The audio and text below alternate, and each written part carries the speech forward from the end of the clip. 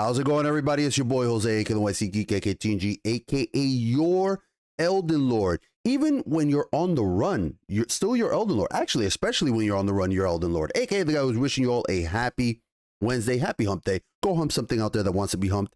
And I hope that the week has been treating you well. We got another video out today, and we're going to be talking about episode 4 of Andor, the latest release from Disney Plus over in their like Star Wars division.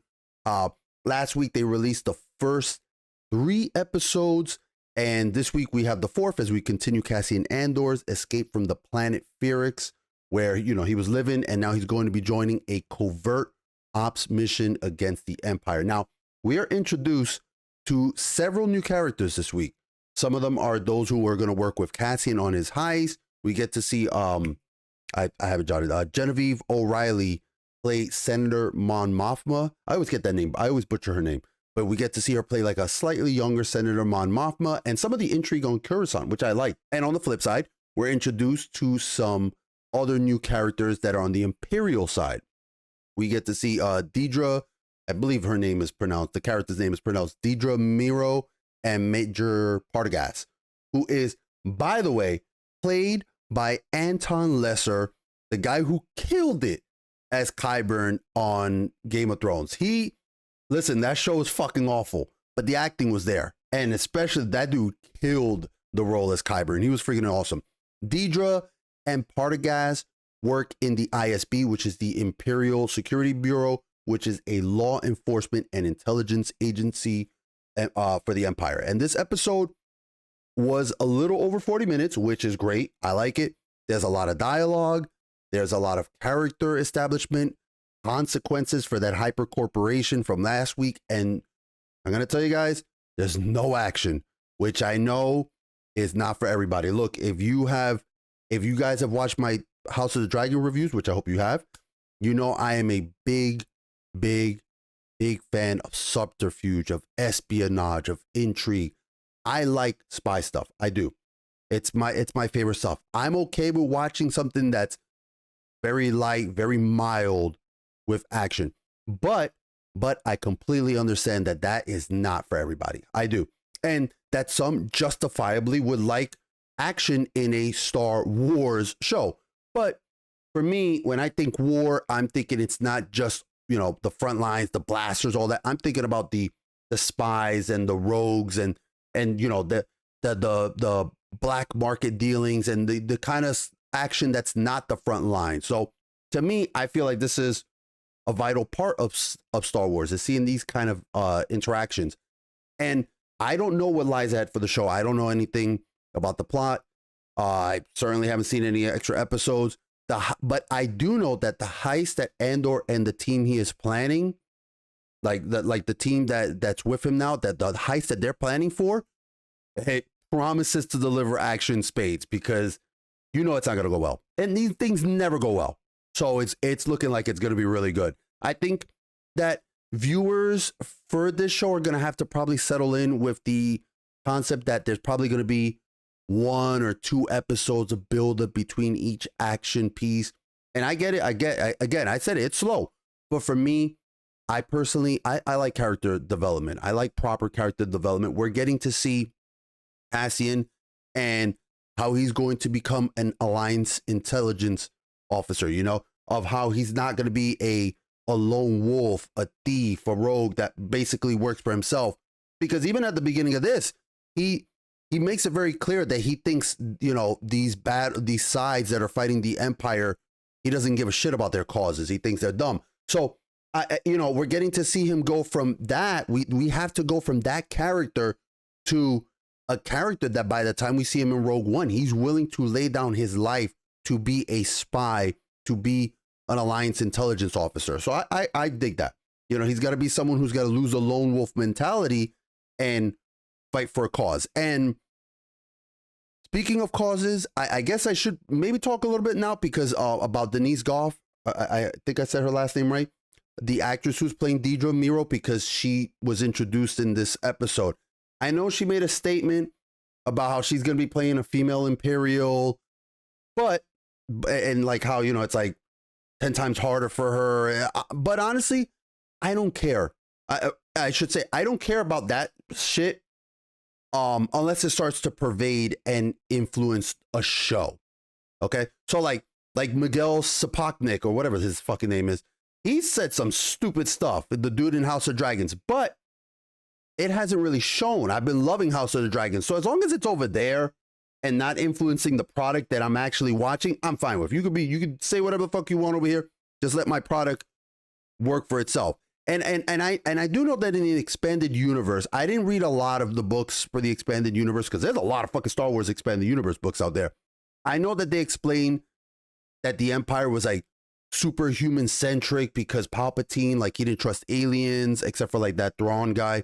I don't think any of that is canon now. I don't know what the fuck is canon with Disney owning the Star Wars mythos anymore. I don't think Disney knows what the fuck is canon in their own mythos because Kenobi, sure as fuck, felt like a huge pile of shit that should be considered some alternate timeline crap, just like those last awful 2 movies in the trilogy. So I don't know, but we saw there was like a little council of Imperial officers, and so far I will say I didn't get any overt woman gets ignored because she has a vagina bullshit like you would in She-Hulk. Which, by the way, let me mention this real briefly. The stuff that is done in She-Hulk is so fucking unrealistic. I have worked in a district attorney's office. There is no way that a guy like her arch nemesis in the DA's office would ever exist. Those characters don't exist. Okay, I'm sorry. I hate to break it to you, She-Hulk. It's just not real. Okay, he would have been fucking gone in a heartbeat. So don't give me this fucking stupid shit. But so far I'm not seeing that in Andor. Thank goodness. Thank God. Please don't let me see it, because Major Partagas, like I said, he holds like this intelligence briefing, and there's some officers there, and he rips everyone apart. There's a female officer, he rips her apart. There's a male officer, he rips him apart. There's another male officer, he rips him apart. He rips everybody apart. He's just a hard ass motherfucker. So I didn't get any vibes. If anything, I will say Denise did say one thing in her comments that I actually was like, good. She said she's playing a villain. You know what I mean? Like she said, she goes, she's clearly on the dark side of things for now. We don't know if maybe she redeems herself or something, but it's not like Kenobi where they're trying to get you to root for Reva, even though she has murdered countless Jedi, innocent men, women, and children. She tortured them. She maimed women. She was going to torture a child. She was going to torture Leia. And then Kenobi at the end is like, no, you're not. No, you're not him. Yes, she was, Obi-Wan, you fucking idiot. Reva was a bad person. Stop trying to pretend like the character was not. Okay, and it has nothing to do with her fucking race or any of that stupid shit that Disney was trying to use to deflect the awful writing and the awful character in the show, okay? She was just a fucking bad person and nobody fucking liked her, okay? So I'll wrap up with saying that episode 4 is another bit of a slow episode. I don't find that bad, again, because it is clearly going somewhere. It's not like Rings of Power where we are more than halfway through the season and it has been a fucking slog. We have met Cassian Andor. He's now met his new team. We've met new antagonists. We touched back on an old one. There's an operation that's going to be taking place in the next episode or 2. We've seen some of the planning. So it is moving forward. And it was more, again, it was more than the standard Disney Plus episode of like 20 fucking minutes. I like that. Please give time for stuff to work. I'm enjoying the series. I'm looking forward to episode 5, especially if episode 5 is where the heist goes on. But again, I completely understand that this is not going to be for everybody. So if you're kind of tuning out right now, I would personally say maybe give it another episode, because I think that there was, I usually am of the 3 episode mentality, right? Like I watch 3 episodes of something, unless I'm reviewing it. If you're garbage, then or if you didn't catch my interest, not if you're garbage, if you just didn't catch my interest, like I do with anime, I'll be like, hey, it's not for me. But I think that with this show, for me, there was enough to keep me in past the 3 episodes, with the action. If somebody's like, I need some action, I feel like there was action in episode 3 to get you still going. And I think that if you're still kind of like, I don't know, I think episode 5 and episode 6 are going to have some more action. So you probably can tune in. If not, I completely understand. Like I said, I get it. It's not going to be for everybody. And what's, another thing is that this is a prequel. I don't know how much of an impact it's going to have on future Star Wars products, because we know Andor's end. We know where his ultimate fate is, but there are other elements here that maybe might lead to other characters, depending on what Disney does right now. Disney is kind of in a weird state when it comes to Star Wars, right? Like they don't know where they're going to go with Star Wars. Are we going to get another trilogy? Is it going to be set in the future? Like me personally, I've said it before. I think that Star Wars, Disney needs to distance itself from the whole Skywalker stuff. Just get away from it already. Move on. Give us like a time jump of 200, 300, 500 years maybe into the future, where I don't want to hear Skywalkers. I don't want to hear about Palpatines. I don't want to hear Kenobis. I don't want to hear any of that. If the Jedi Order is there, let the Jedi Order be there, but I don't want any tie-in with the old stuff so that you can start new. We could get new drama. We could get new characters. That's what I would like to see. But right now, Disney's just fucking digging the well because they don't got much left. Like, they got Mandalorian season 3 coming out, Ahsoka, which I know they're going to ruin my girl. They're going to ruin her. They're going to butcher her. Because they fucking did a shit job with Kenobi. That's why I don't have any confidence. I don't have confidence with Disney on many things, but especially in Star Wars, when it comes to Jedi stuff. They don't know how to fucking deal with Jedis. They seem to know how to work better with the low level stuff, low power stuff, I should say, like the Mandalorian, Andor. I feel like they got that. But once it starts to get with Jedis, these motherfuckers have no idea what they're doing. So hopefully they can, if Andor does prove to be relevant in terms of future Star Wars projects, I hope that you guys might be able to keep tuned in, to keep enjoying the show. And because I have been so far. I have been. And if they do fucking start getting all stupid and woke and bullshit, believe me, I'll fucking call it out. I didn't get any of those vibes in the first episode, in the first few episodes, and I didn't get any vibe of it this episode. I know some people were like an allegory or an example of like immigration. I didn't get that at all in the first episode. It was some dude who was he went to some place. He went to a bar. He hung out, and this is stuff from the first episode. And he got into trouble, and that trouble is him trying to cover up his ass, and that's what the first 3 episodes are. Him trying to cover his ass because he got into trouble with this mega hyper corporation that's like from Outer Worlds. So I didn't get any woke shit. If I do, believe me, it's got to be, if I see it and it's overt, I'll fucking call that shit out. Call it out like that. I don't know if you can hear my fingers snapping on the microphone or not, but I'm snapping them. So anyway, this has been the NYC Geek. If you enjoyed this content, please consider hitting that like, that share button, hit that subscribe button right freaking now. We are almost at 1,000 subscribers.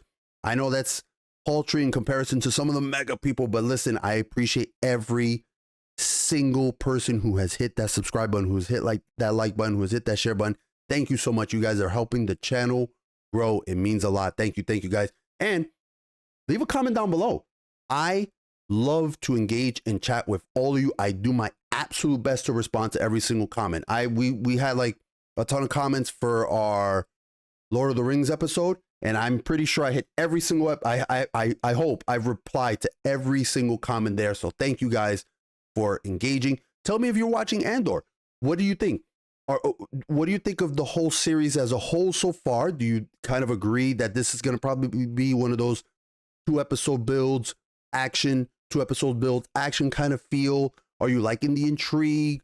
Did you get any bad vibe? Like, tell me if you got vibes of some stupid shit. Let me know in the comments. Where did you get the vibes? What are you feeling? Like you're like, because maybe I might be able to say, shit, let me look that back. Or maybe I might be able to explain for me, but I'm like, nah, I'm not really getting the same kind of vibes. So let me know what you guys think. And if you haven't already, please make sure to follow me over on twitch.tv/TheNYCGeek, where I do stream regularly. I do stream regularly on Sundays, Mondays, Wednesdays, and Thursdays. I don't know if our schedule is going to be changing up, but for now, that's the schedule. Today, we're going to be playing some Phasmo, as well as follow me on that filthy fucking cesspool that is Twitter. Holy shit. Is it bad? It's not bad right now, right? It's died down a little bit because you know where it spikes up? Tomorrow is when it spikes up, when another fucking episode of She-Hulk comes out. That's when it's going to be real bad. It's going to be disgusting. But remember always, your time is precious. I thank you for sharing it with me. Stay safe. Take care of each other. And I'll see you guys next time. I will put out a She-Hulk review probably tomorrow night. Oh, fuck that show. Stay safe, guys. See you guys next time.